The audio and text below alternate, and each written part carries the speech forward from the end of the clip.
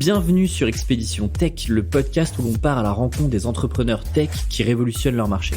Dans chaque épisode, je vous propose de découvrir leur parcours, leurs ambitions, les dessous tech de leurs projets, mais aussi la réalité de leur quotidien sans artifice.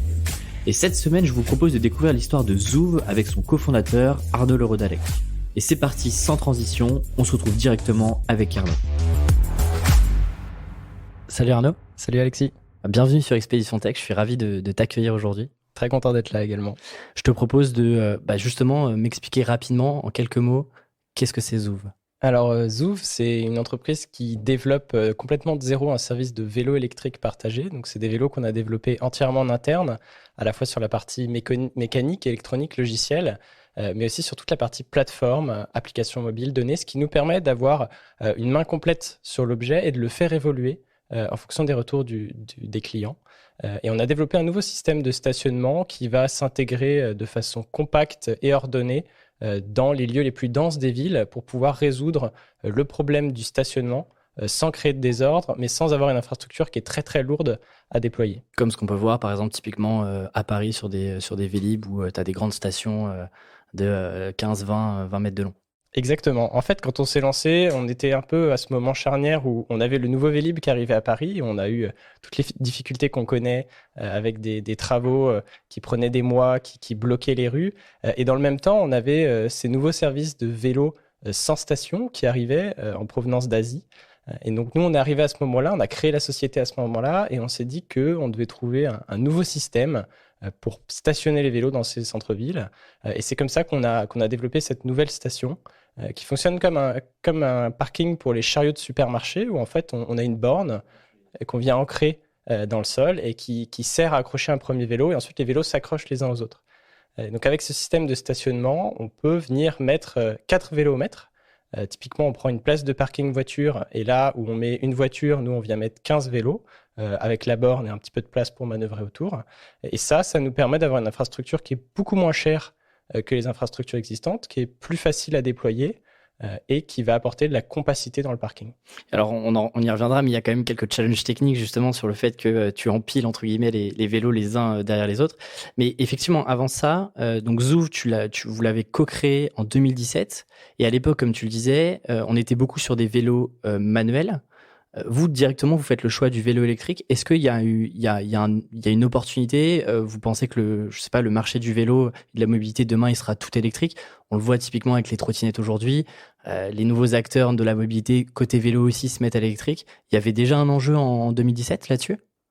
Alors, c'était le début. On avait déjà un peu ces marques du nouveau vélo électrique type VanMoof qui commençait à arriver. On sentait que voilà, cette image du vélo électrique qui passe de l'image d'un vélo pour les personnes âgées allait changer et qu'on allait basculer sur un vélo électrique qui était beaucoup plus mass market, qui allait intéresser des jeunes, des moins jeunes, des actifs, des étudiants et que donc du coup c'était vraiment un virage et que c'était ça qui allait permettre de faire aussi cette démocratisation du vélo et notamment pour pouvoir adresser tous les trajets domicile-travail parce qu'on fait un effort qui est beaucoup moins important et donc ça correspond bien à tout cet usage qu'on appelle vélo taf en France et qui est en fait une part des déplacements qui est extrêmement importante puisque c'est plus de la moitié des déplacements en France en ce moment. Et pour le coup, en plus, c'est des déplacements qui sont ultra quotidiens, minimum 2 fois par jour. Avant de rentrer dans les spécificités de Zouv et puis le marché de la mobilité qui est quand même un marché où il y a déjà pas mal d'acteurs, toi, raconte-moi rapidement, vous êtes combien de cofondateurs? Comment est-ce que tu les as rencontrés? Et puis, quel est rapidement ton parcours juste avant de créer Zouv? Alors, chez Zouv, on est 3 cofondateurs. On est tous les 3 issus du monde des objets connectés. Donc moi, j'ai une formation ingénieur. J'ai aussi fait un double diplôme en école de commerce, mais disons que je reste ingénieur de cœur et dans ma tête. Et j'ai travaillé dans une entreprise avant qui s'appelait Invoxia, qui a été cofondatée par le serial entrepreneur français Éric Carrel, qui est connu entre autres pour les entreprises Weezings, Sculteo qui fait de l'impression 3D et Invoxia où je travaillais. Et donc Éric est un des cofondateurs de la société. C'est via cette année d'expérience que j'ai eue chez Invoxia que j'ai eu l'occasion de le rencontrer et qu'on a eu l'occasion de travailler ensemble. Donc le troisième associé, Amira Abera, c'est une personne qui a travaillé avec Éric chez Weezings pendant plusieurs années. Donc Weezings qui fait des objets connectés dans le monde de la santé. Et donc c'est lui qui nous a mis en contact en se disant que Voilà, il fallait quelqu'un de non ingénieur dans la bande pour pouvoir apporter une dimension un peu plus business, un peu différente. Et donc, il nous a mis en contact et ça a tout de suite très bien fonctionné. Donc voilà, on s'est lancé dans ce projet vélo. On connaissait rien au vélo, mais on avait tous une expérience plus ou moins importante, puisqu'Eric a beaucoup plus d'expérience que nous. Mais en tout cas, on avait tous trempé dans les objets connectés. Et on s'est dit qu'on allait apporter ça dans le secteur du vélo et du vélo partagé. Alors justement, tu me dis, tous les trois, vous y connaissez rien au vélo, vous êtes quand même plutôt calé sur la partie objet connecté. Donc là, je comprends le lien avec Zouv. Mais alors, à quel moment vous vous dites, OK, il faut qu'on fasse quelque chose sur la partie mobilité partagée, là où, effectivement, tu as plein d'acteurs qui arrivent, tu as quand même assez peu d'élus et tu en as beaucoup qui, au bout d'1 an, 2 ans, mettent la clé sous la porte. Pourquoi est-ce que la mobilité partagée, pourquoi le vélo en particulier et globalement, c'est quoi les 2-3 opportunités que vous sentez venir en 2017 déjà à l'époque? Alors, globalement, généralement, quand il y a beaucoup de personnes ou d'acteurs qui se lancent sur un marché, c'est qu'il y a un truc qui est en train de se passer. Donc, c'est le moment pour y aller. Nous, on l'a abordé assez différemment puisqu'on a une approche qui est très produit. Depuis le début, on cherche à concevoir, comme je le disais tout à l'heure, le projet, la technologie de zéro. C'est un choix qui coûte de l'argent, qui prend du temps avant d'être présent sur le marché, mais c'est un choix long terme. Et on pense depuis le début que c'est le seul moyen de créer de la différenciation, de créer de la valeur sur le long terme. Et je pense qu'aujourd'hui, depuis 3 ans, on a vu ces acteurs arriver, ces acteurs déployer en masse et puis s'arrêter. Et je pense que ça montre que justement, l'idée, c'est on ne crée pas une barrière à l'entrée en levant des centaines de millions d'euros, en mettant des trottinettes partout dans les rues qui, au bout de 6 mois, 1 an, sont vandalisées ou ont totalement disparu. On crée plutôt de la différenciation et de la valeur en construisant un produit, une technologie qui s'améliore dans le temps et qu'on déploie progressivement. On apprend de ces apprentissages, on améliore le produit et on construit cette unité de base qui est une unité de base rentable, solide, sur laquelle on peut construire avant d'aller à la course à l'échelle. Parce qu'au fait, au bout d'un moment, ça passe plus.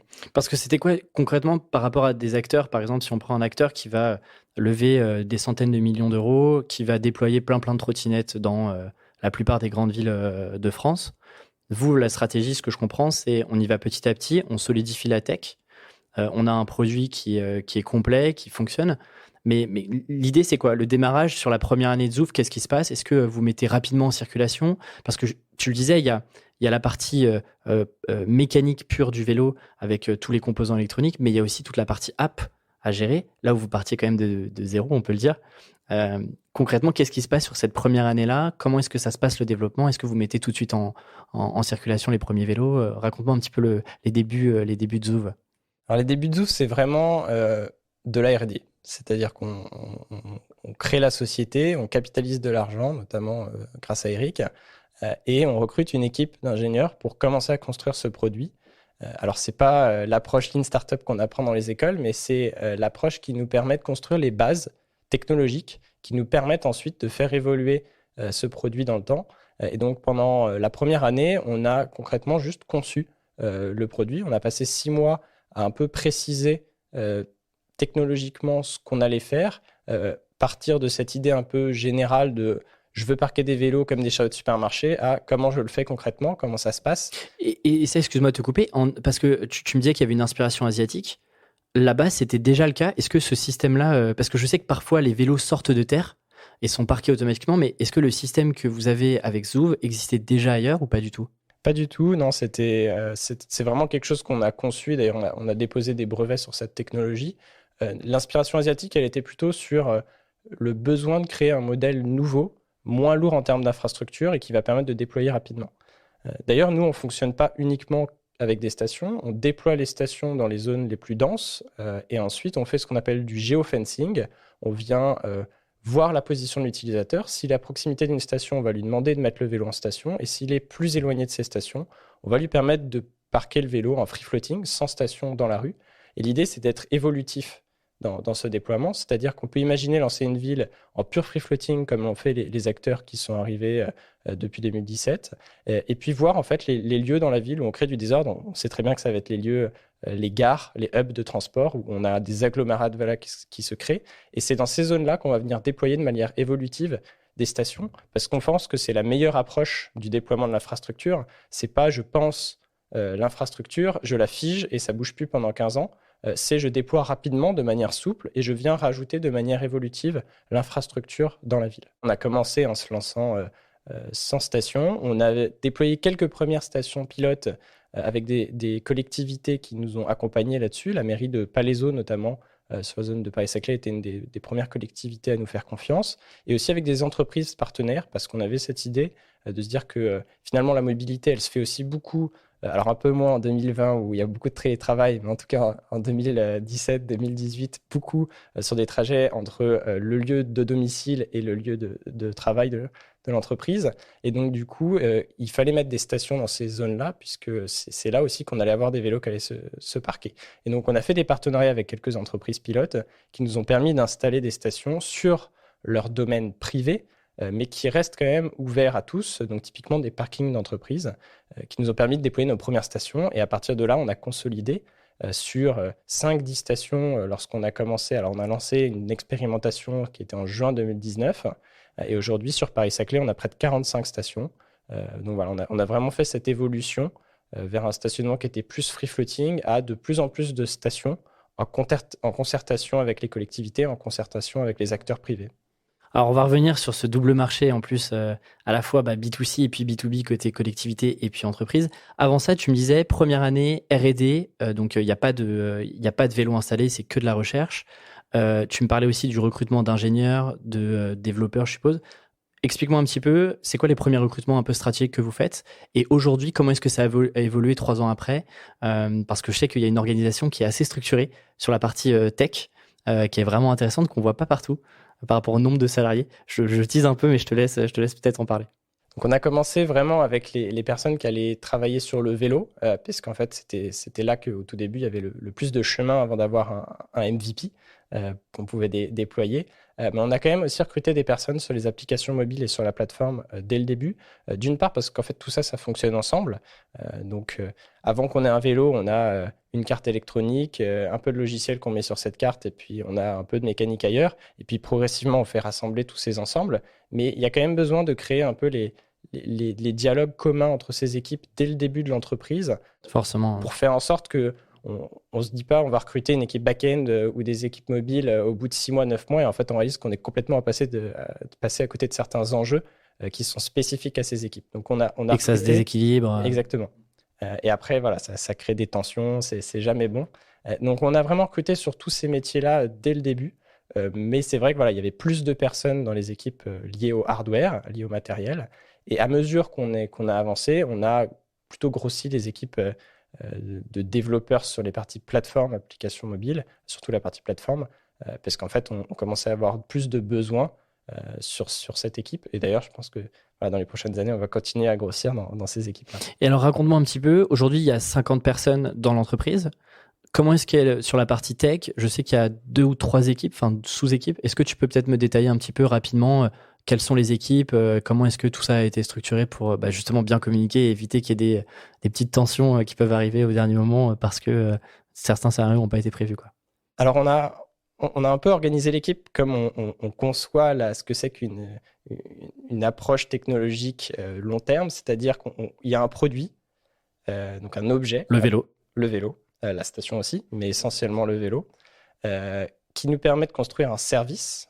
Donc un service, ça va être quelque chose qui, via des applications mobiles, permet d'avoir un service pour se déplacer de A à B. On construit un service à partir de ça. Et ça génère des données qui nous permettent de mieux comprendre comment le service est utilisé, de mieux comprendre comment l'objet est utilisé, le produit est utilisé, et d'améliorer le produit et le service dans le temps. Donc on a vraiment un triptyque produit, service, données. Et c'est ce triptyque-là qu'on a retrouvé dans notre organisation d'équipe. Donc le produit, qui sont toutes les personnes qui vont travailler sur l'objet. Donc on va retrouver les équipes mécaniques, électroniques, logiciels embarqués, mais aussi des équipes qui sont sur la partie production, relations fournisseurs, puisque l'objet, il va falloir le produire derrière. Donc il y a des gros enjeux de ce point de vue-là. On a un pôle service. Donc on va retrouver les équipes qui font le développement plateforme. La data, peut-être? Alors la data, on va le mettre dans le dernier pôle. Mais donc on retrouve plateforme, application mobile, les interfaces web de gestion aussi, puisque pour piloter ce service, il nous faut des interfaces pour pouvoir le gérer.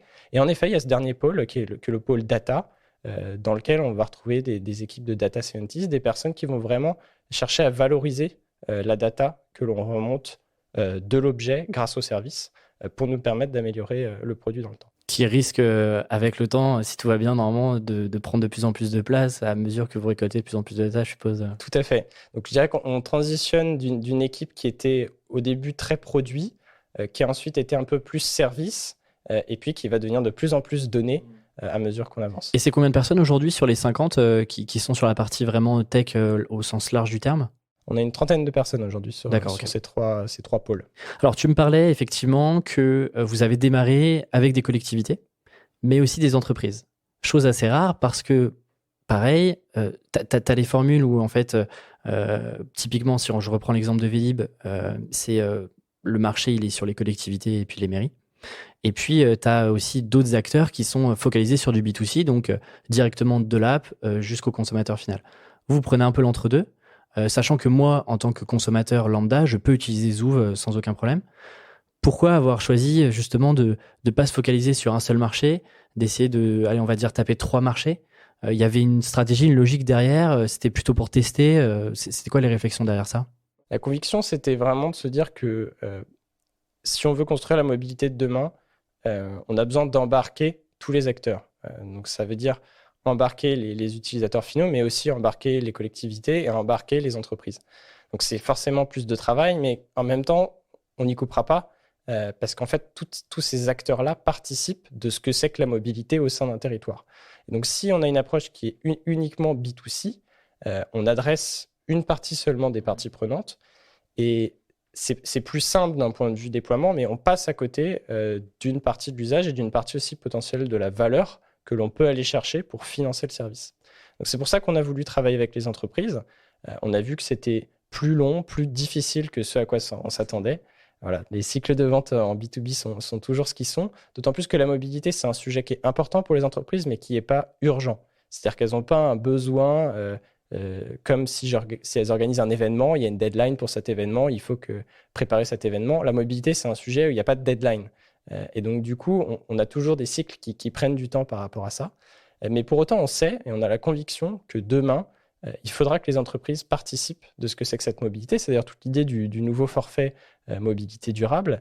Et le gouvernement l'a bien compris, il faut embarquer les entreprises dans la mobilité. Elles le font déjà avec les passes transport, les passes Navigo et autres passes de transport.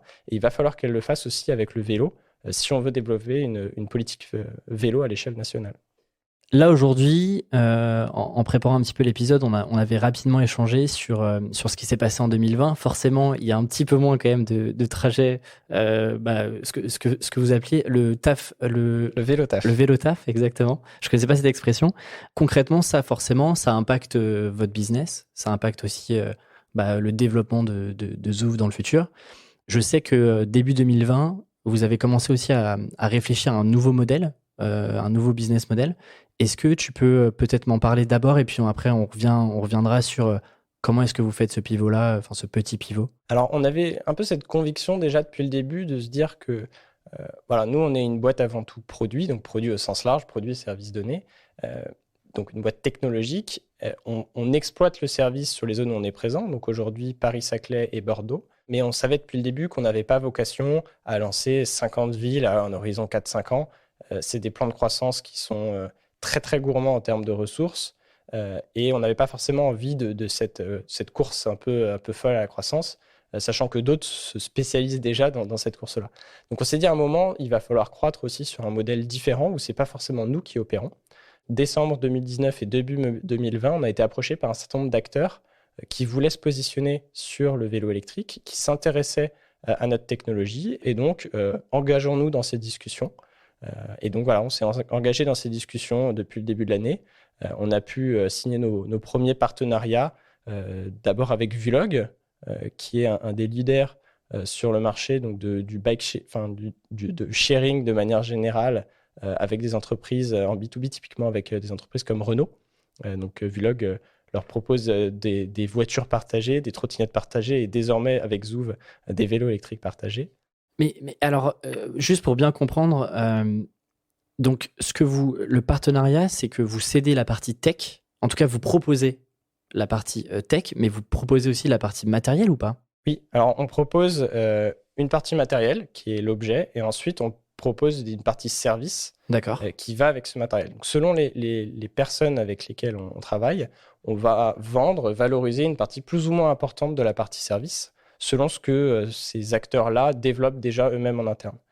Et c'est là que c'est la beauté aussi de ce qu'on peut faire aujourd'hui côté plateforme. Via des API, on peut très facilement découper la part de chacun et via des API, exposer une partie de la valeur ou plus ou moins de la valeur. Et donc, c'est typiquement ce qu'on a fait, ce qu'on a commencé à mettre en place avec Vlog et également avec Pony plus récemment, puisqu'on a lancé avec eux. Donc, ils ont lancé leur service de mobilité à Grenoble avec donc des vélos qu'on leur a fournis.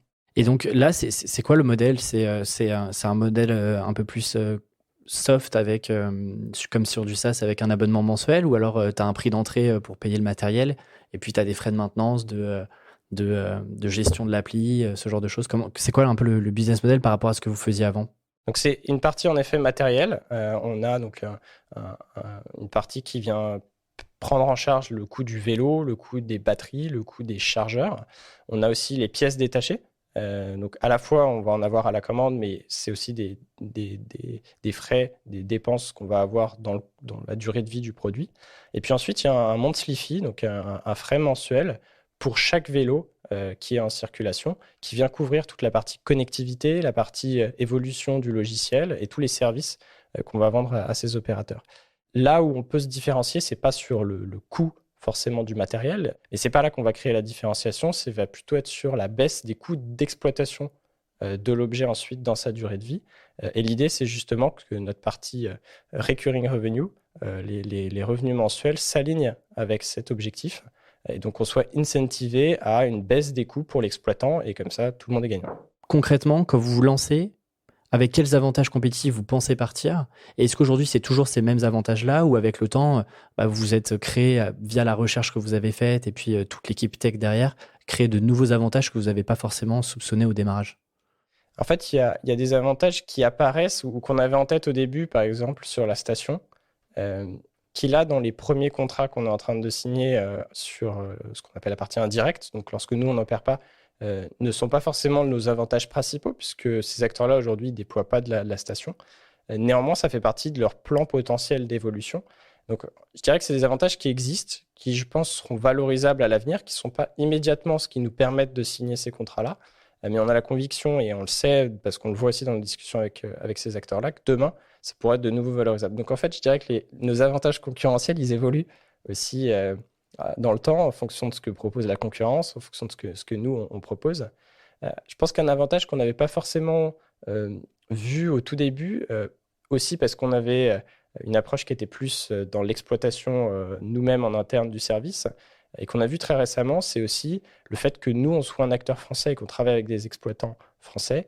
On a en fait un contact qui est beaucoup plus important et qui est un service après-vente qui est très différent de celui que peut offrir une usine en Chine si j'achète le produit à un constructeur de vélos ou de trottinettes et qu'ils achètent un produit sur mesure. Nous, c'est pour ça qu'on parle plus de collaboration. C'est parce qu'on va pouvoir venir travailler avec eux pour étudier les potentiels problèmes, apporter des correctifs, apporter des évolutions du produit. Et on a vraiment typiquement, on a un channel Slack avec notre client et on échange sur ce channel-là. On va vraiment créer du dialogue et on va valoriser tout ce savoir-faire technologique qu'on a sur l'ensemble de la brique de valeur pour pouvoir faire évoluer le projet. Et donc vraiment créer ce lien-là qui, je pense, est un vrai facteur de différenciation par rapport à un acteur chinois qui vendrait le produit moins cher. Je te propose de passer aux dernières petites questions. Est-ce qu'il y a eu un fail chez Zouv, un projet auquel vous croyez, un petit projet dans Zouv auquel vous avez cru et qui a complètement raté ou qui n'a pas forcément vu le jour aujourd'hui? Alors, il y en a eu, mais sur la partie données, alors je dirais pas que c'est des fails, c'est plus que ça s'est révélé être plus complexe que ce que l'on pensait. Et donc, C'est joliment amené. On l'a mis un peu de côté en se disant il y a d'autres enjeux prioritaires sur lesquels travailler. Mais voilà, c'est des projets, je dis pas qu'on ne retravaillera pas dessus un jour. Et c'était quel type de projet C'était des projets autour de la donnée, de valorisation de certaines données de capteurs. D'accord.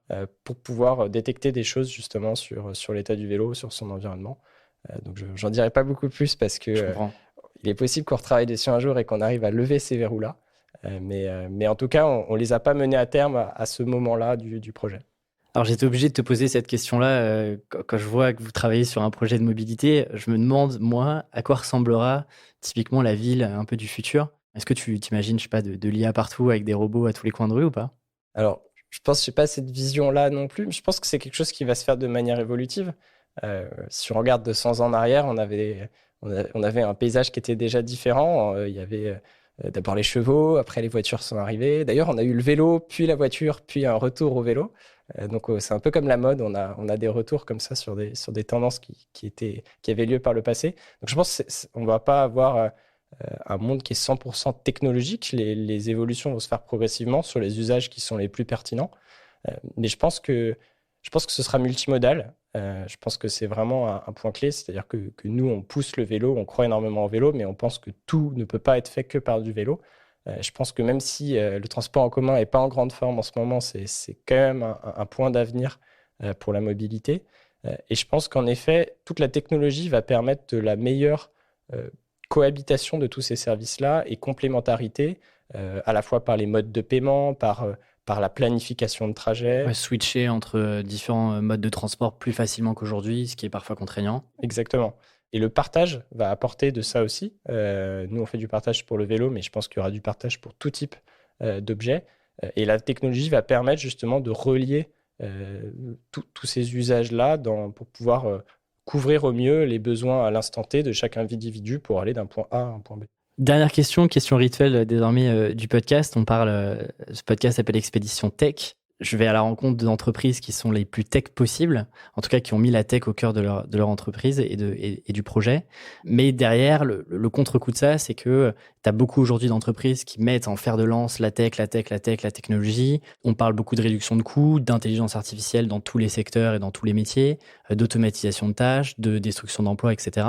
Est-ce que ça, c'est...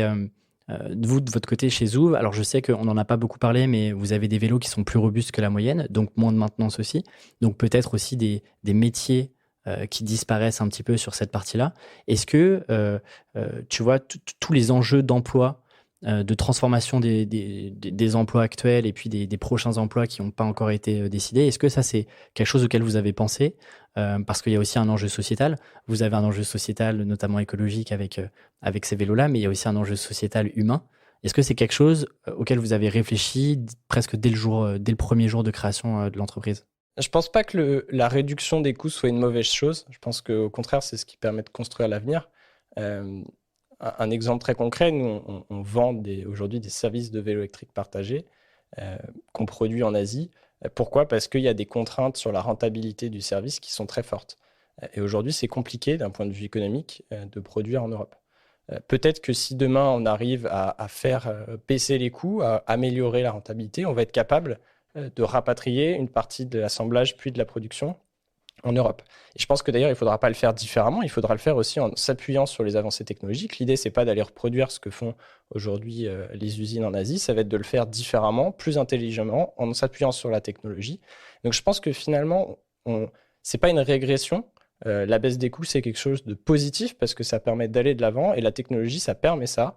Ça permet de faire des choses nouvelles et je pense que on va peut-être avoir certains emplois qui vont disparaître à un endroit, mais d'autres qui vont apparaître par ailleurs et ça va nous permettre, je pense, de faire face à certains des enjeux auxquels on est confronté aujourd'hui pour lutter contre le réchauffement climatique et globalement pour mieux prendre soin de notre environnement. C'est une belle conclusion à notre conversation. Qu'est-ce que je peux te souhaiter pour cette fin d'année 2020 et puis pour 2021? Beaucoup de contrats avec d'autres acteurs du vélo et puis globalement qu'on ait des vélos partout dans les rues, qu'ils soient des vélos Zouv ou pas Zouv. Merci en tout cas, merci beaucoup Arnaud et puis je te souhaite bon courage à toi et à toute l'équipe dans votre projet. Merci à toi Alexis. À bientôt, salut. Merci d'avoir écouté l'épisode jusqu'au bout. Si vous avez apprécié notre conversation avec Arnaud, le meilleur moyen de soutenir Expédition Tech, c'est de partager le podcast à vos collègues et à vos amis. Et si vous voulez aller encore plus loin, vous pouvez également le noter sur Apple Podcast ou iTunes. C'est ce qui nous aide le plus à faire connaître Expédition Tech et ça nous motive à préparer la prochaine saison du podcast. Et quant à moi, je vous dis à très vite pour un prochain épisode.